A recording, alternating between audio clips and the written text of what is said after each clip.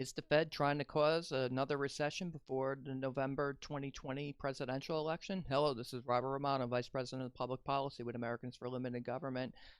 DailyTorch.com. Hit that subscribe button. Today we're going to be talking about the Federal Reserve and interest rates and inverted yield curves and how that could potentially impact the politics of 2020. Inverted yield curves tend to predict recessions.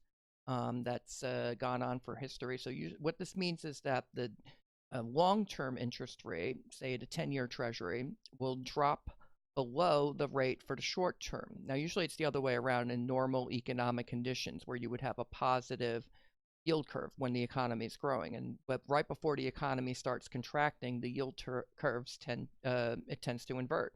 And this happens with the federal funds rate, 10-year 2-year Treasury, 10-year 3-month Treasury. And the reason for this is that there's a flight to safety that goes on. So people might dump out of equities and they'll start buying U.S. Treasuries. And if they buy it on a short-term basis, that will drive the interest rates down for the short-term paper. And meanwhile, for the longer-term paper, it may be dropping as well, but not as much.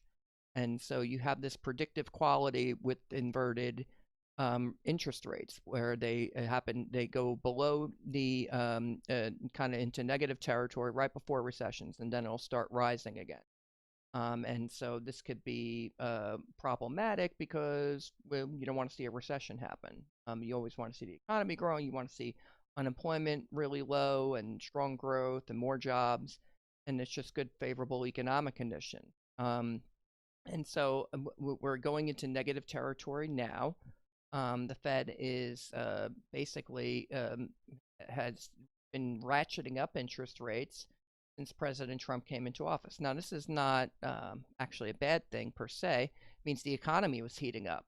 Just as President Trump won the election, the economy started moving faster. Now grew at 2.9% in 2018. We're at 3.2% for the first quarter of 2019. All great news. And unemployment has remained relatively low, 3.6% in the last reading. But getting back to what's going on here with these inversions, when the rates invert, there's a set amount of time that occurs before the next recession. So if you look back in the most recent recession, the rate actually inverted back in March of 2006. But the recession didn't begin until the end of 2007. And so that was a period, it took 21 months. And the time before that, however, it took almost 6 years from the first inversions all the way in the mid-90s, 1995. And you didn't get a recession until 2001. So that was almost 6 years. Same deal in the mid-'80s. You had a recession that occurred by 1990, but the initial inversions from the federal funds rate occurred back in the middle of the 80s, long before there was a recession. In the 1970s, there was a briefer period that followed the inversion to when you got to the recession, and those periods were 17 months, 9 months, and 10 months. However, in March 1966, there was a brief inversion, but the recession did not happen for another 3 years, 9 months. So overall, you're looking at about an average of, after the interest rates invert, you can expect a recession about 33 months later, or 3 years. So, but with such a wide range of either it takes a long time or sometimes it takes a short time, you always want to know, are you in a period where it's going to take longer or shorter? And the answer is we don't know. You don't find out until after the recession begins, but we're overdue for a recession. Last time we had a recession was 10 years ago, frankly, and the economy's been kind of in a slow growth, so there was no boom. Maybe that's why we haven't seen a bust. So now you're starting to see a little bit of a boom. And that could be followed by a period of recession. It's just a business cycle. Nothing to get to. There's no need to panic. And but the question is this going to happen before the 2020 election? That's a great question. And a lot of that may depend upon what the Fed is doing. But you should also consider other indicators. So, for example, the 10-year 3-month inverted beginning in March, right about the same time the federal funds rate and the 10-year inverted. And then it got down again in towards the end of May, and it stayed down since then. But it's starting to bounce back a little bit. On the other hand, the 10-year, 2-year has not inverted at all, and there are no recessions in recent on the record when we look at these inversions in modern history, where the 10-year, 2-year has not inverted. So the fact that it hasn't inverted yet, that could mean that we're not closer to a recession. There's still other things that would happen. Another thing that tends to happen right before recessions or during recession, the unemployment rate start to rise. So when you hit peak on employment, that's the lowest point in the cycle for when you have a low unemployment rate, and a recession tends to follow about 16 months after that, anywhere from 11 to 16 months. So have we seen peak employment yet or not? If the unemployment rate keeps dropping, then that could mean a recession is still far away, or far enough away you wouldn't worry about it and begin planning for it. So what does the federal funds rate have to do with this? Well, the Fed tends to set the rate in the neighborhood of the 3-month treasuries. In recent history, as the 3-month treasury has risen, the interest rate, then the Fed has been jacking up rates.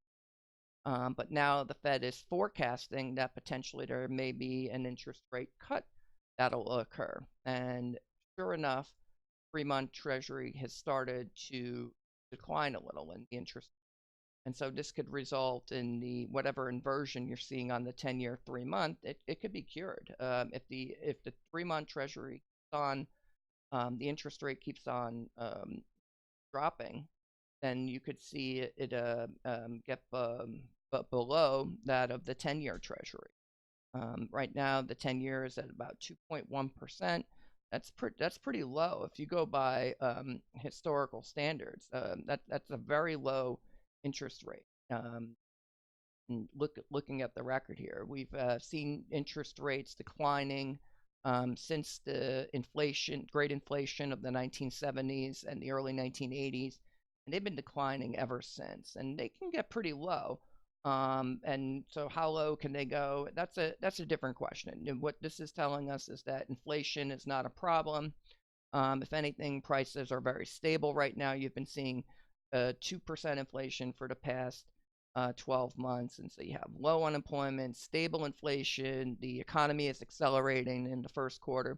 This is all good economic news. And on June 4, at the Conference on Monetary Policy, Strategy, Tools, and Communications Practices, Fed Chairman Jerome Powell made a statement, and he's saying that the policy rates they're eventually going to start cutting interest rates again. He says the next time policy rates hit the lower bound, and there will be a next time, it will not be a surprise. And again, that's because we're long overdue for a recession, so nobody should be surprised that we eventually get another one. He says, with the economy growing, quote, unemployment low and inflation low and stable, this is the right time to engage the public broadly on these issues. And so that's true. When times are good, you want to kind of prepare the public that a recession can still be around the corner. It could be a year away, it could be a couple years away. We don't know the answer to that. But we can kind of start to map out where we think interest rates are going to go. So the Fed had been ending quantitative easing. That was the policy during the Great Recession, the financial crisis, where former Chairman Bernanke was buying up treasuries and mortgage-backed securities, and in hopes of driving down longer-term interest rates, and surely that was occurring. So now the Fed's been selling bonds back to the market, and since September of 2017, it's gotten rid of about $567 billion. So now but now since May, the Fed has been slowing down the dumping of bonds from $30 billion a month to $15 billion a month. And then in October, it'll go down to nothing, and then further mortgage bond sales will be offset by Treasury purchases thereafter. Now, what should happen as the Fed's been slowing down the dumping, that's just when the 3-month Treasury started to decline in the interest rate, and so I don't think that's a coincidence. As the Fed was increasing the amount of dumping beginning in 2017, the 3-month Treasury started to rise, and so the Fed's open market operations, buying and selling bonds, in this case dumping bonds, is what caused the short-term interest rates to rise.